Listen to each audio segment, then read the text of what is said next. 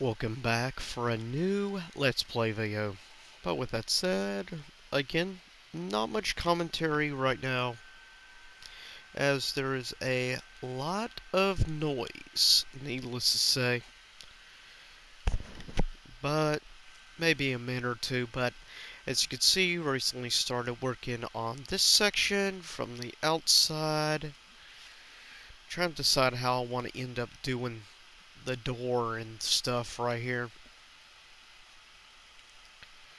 Trying to decide the style as well as how I finish the outside here. And started working on the stairway going downward. As you can see,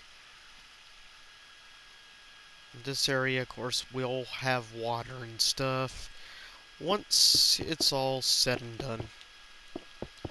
Yeah, I'll just finish this right here.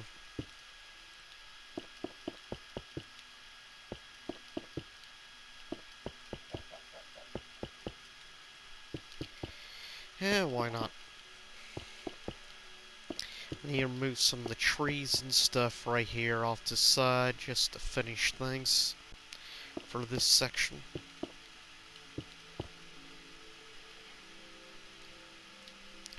Yeah, you guys are gonna have to go somewhere else. Sorry, wolf. Yeah, I don't want to have to hurt the wolf. I prefer having them around. Even though I'm not really, never been sort of a dog person per se. I've always preferred, I guess you could say, for the most part, I've always preferred cats to dogs in all honesty. Maybe because, one, my best friend is a cat person. I've never been the biggest overall dog person. Mostly because I didn't grow up really with having pets. Well, outside of actually, I did have a snake growing up. A corn snake. And I know a lot of people get freaked out when I say the only pet I ever had was a snake, but I feel like snakes are such misunderstood creatures, in all honesty. A lot of times people are scared of them either just for the way they look, they assume they're slimy, or they go based on like old wise tales and folklore and stuff like that, superstition. That's my view on that much anyways. But yeah, as for me, I'm a pretty big lover actually of snakes in general, or in general reptiles. Because I may have mentioned in a past Let's Play that actually when I was a kid, growing up, I actually wanted to end up becoming a herpetologist. And in case I don't really have much knowledge, herpetology basically is the study of reptiles and amphibians. So basically, of course, with reptiles, it's pretty much snakes, as well as like lizards, and many other species and subspecies of things. But of course, obviously, one of the most infamous being, obviously, the alligator and crocodile. Of course, you also have their close cousin in India called the gavial, which is a very weird looking species branch of the crocodile family. Definitely probably one of the most ancient out of all the species. And they can get pretty big in their own right. Of course, snakes can get to many sizes, and of course you also have the cousin of that family also in, like, more specifically Central and South America, like the caiman specifically. Though probably the most, I would say, well-known or most common is probably the spotted caiman, I would say, overall. At least if I remember my studies from when back in the 90s. But yeah, I always had a fascination for reptiles.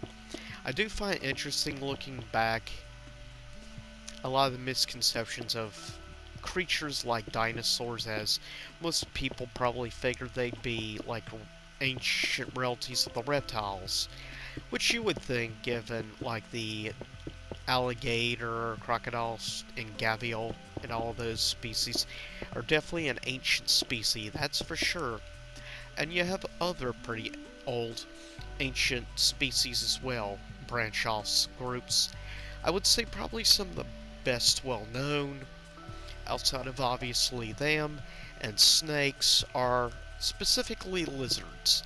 But I would say probably one of the most ancient lizard species is obviously, I would say the Komodo dragon is definitely one of the older ones. And one of the few that's more towards like the size of like some dinosaurs, as full grown, a Komodo dragon, which of course obviously is from the island of Komodo. Komodo dragons are known can get up to like 10 to like 12 feet at max. So you're talking the length of a compact car, or like I guess you could say Herbie. And in case you don't know who Herbie is, you need to do yourself a favor and watch the Herbie movies, or rather Love Bug, as the original is called.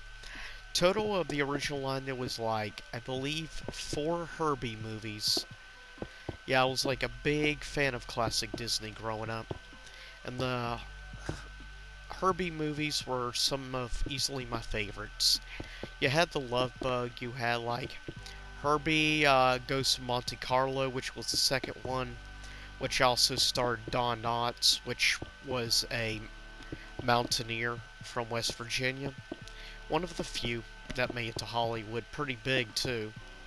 Also, the actor who played, best well known as Ernest, also was a mountaineer. And also, believe it or not, Jennifer Garner from Alias.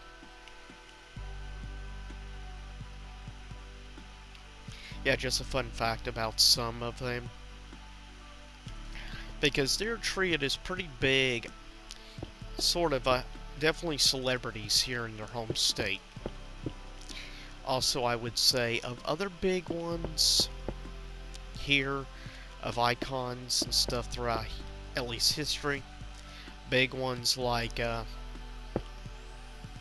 Daniel Boone was pretty big around here, icon. I would say more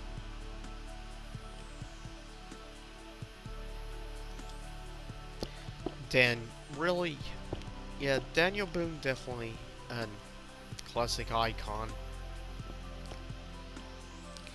And it's just interesting learning about a lot of different key figures and stuff throughout history here. Obviously, if more modern day, the best well thing probably my home state is best well known for, obviously, is the myth of the Mothman from Point Pleasant, West Virginia, which of course was originally founded as Fort Pleasant and stuff. The town would be founded during the French Indian War, and was, believe it or not, one of the key figures to start the creation of it, believe it or not, was George Washington himself. So yeah, definitely pretty big deal in this state. There's a lot of classic places and beautiful places you can visit in West Virginia.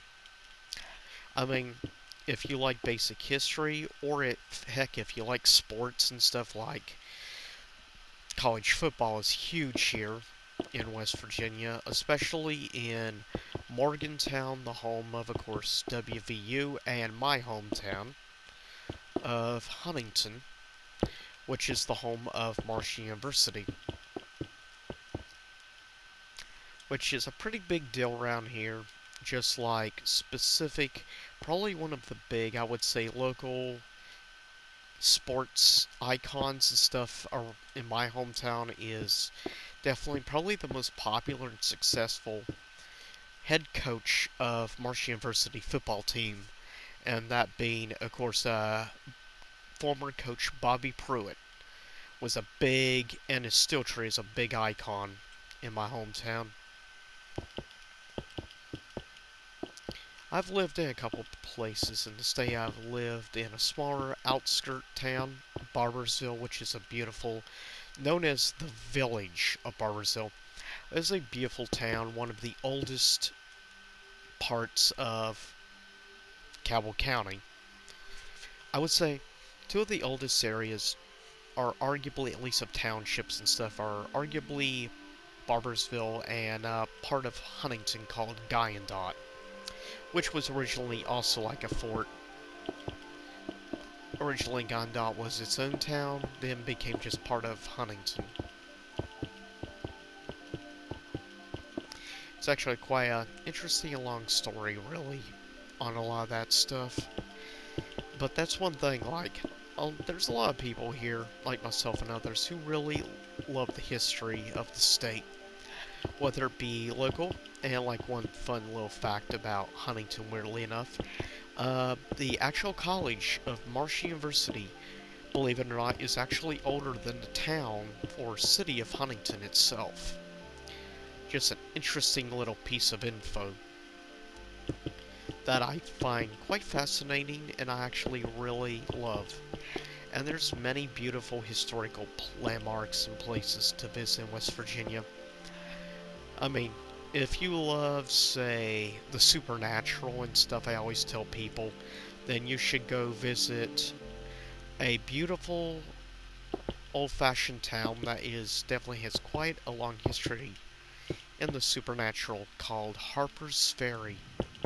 It's a very beautiful, small, classic town that is gorgeous. A lot of beautiful scenery, a lot of beautiful woodland, like, just in general, there's a lot of, like, nice, small, local-owned, like, bed and breakfast inns and stuff. That's one thing I like about here, is the fact you can find a lot of classic-style inns and stuff, and I've always been a big fan of that kind of stuff.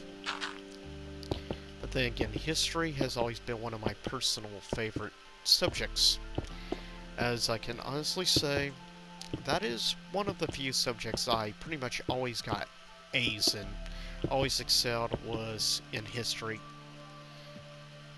And for the most part, also always did pretty decent in math as well. And I've always enjoyed subjects like science. Some subjects, I do have weaknesses in some areas, but yeah, definitely history is pretty much, I would say, my favorite field growing up, as I was really obsessed over, like, Egyptology, specifically. Egyptian history I always loved and found fascinating. Maybe that's why I ended up falling in love and enjoying, actually, animes and stuff like Yu-Gi-Oh!, as it was based around. Well, not completely, but off of supposed myths and stuff.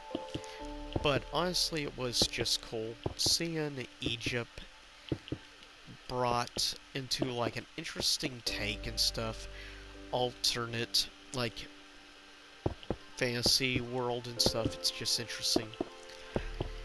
Arguably one of my favorite, of course, films, well, a couple of my favorite films of all time, of course, technically revolve around ancient Egypt era. Specifically, I would say The Prince of Egypt is arguably one of my top 10 favorite musicals of all time. It's also in my top 10 favorite animated films of all time. It's just a wonderful, beautiful piece of art. The cinematography, like the animation, the perfect merger of really, like, earlier 3D mixed with 2D, the characters, the way they were portrayed. I really specifically loved the portrayal of Ramesses in The Prince of Egypt, more so than in the classic Ten Commandments, which of course is best well known for the main star, which played Moses, that being, of course, Charlton Heston. which is one of my favorite classic, like, golden era actors. I hold up there pretty high, as he definitely did several films that I personally really love. Ten Commandments, and I would say also I hold up there pretty highly. Films such as Ben-Hur. The classic original Ben-Hur is just a superb, great film. I still like Ten Commandments more, but I think it's because I saw Ten Commandments first. It was always like a tradition in my family, for some reason, during Easter, to watch Ten Commandments. Why? I will never know why, but personally I felt actually Ben-Hur made more sense for Easter given the way that film ends. But I recommend sometime if you get a chance, seriously, watch the Ten Commandments. Also, heck, watch Ben-Hur if you get a chance. Like, the chariot race scenes and stuff in Ben-Hur is just beautiful. Great earlier cinematography, and films like really Ten Commandments were in some ways ahead of their time. It surprisingly our films in some areas I think have aged pretty well. Yeah, in other areas have not reached the best, but luckily they had a great overall all-star cast of actors and stuff. Like I said, I wasn't as big a fan though of the portrayal of Ramesses in Ten Commandments as I much preferred as they made Moses and Ramesses act more like actual brothers in Prince of Egypt, which I appreciate because, you know, be honest, given they were raised around each other like siblings to the ancient, like, the very awesome and interesting story of course, Moses and the birth of the Ten Commandments. Personally, I just find it really interesting. And yeah, though I will always hold a special place, actually, for both versions of the story, I will say I am definitely not a fan, specifically of remakes and stuff. The remake of Ben-Hur I thought was utter garbage, and I don't recommend it to anyone. I do recommend very highly Ben-Hur original as well as the classic Ten Commandments film, as is a great piece of true art I hold highly in very highest regards. Along with a few other select few films I hold in the same regards, I would say. Of other classics, obviously films like Cleopatra is one I definitely hold up there pretty high. Also, I would say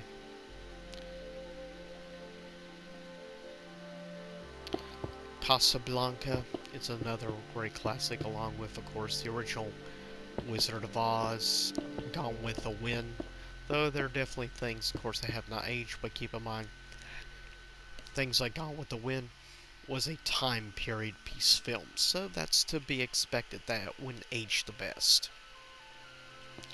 But with that said, I'll get ready to cut the commentary and still do a little bit more with the actual building and stuff. But stay safe out there, everyone.